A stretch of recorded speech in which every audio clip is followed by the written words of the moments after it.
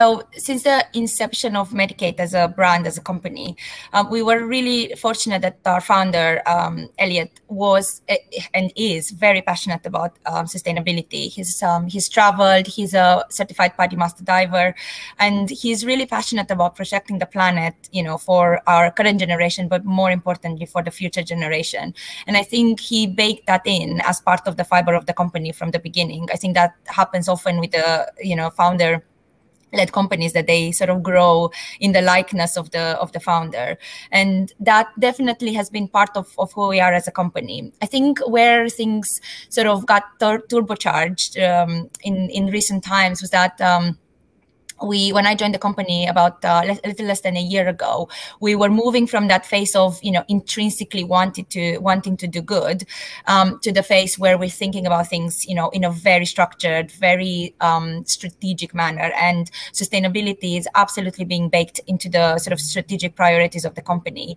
And I think that's a really great place to be because firstly, it brought people that have the knowledge and the specialty, the same way, we hire the best formulators, so we hire the best marketing people, is finding those really specialists in those particular areas to drive things forward. And I think, to me, the fact that you are willing to invest in the people with the knowledge, that definitely shows that sustainability is important and they want to do things right. And just to give you an example, and that was even before my time, so I can't really take credit for this, but it's an example of how, people in the company and the leaders in the company think about sustainability. So I mentioned that I'm speaking to you from our innovation center, which is basically our factory, our distribution center, R&D lab, and where sustainability also lives.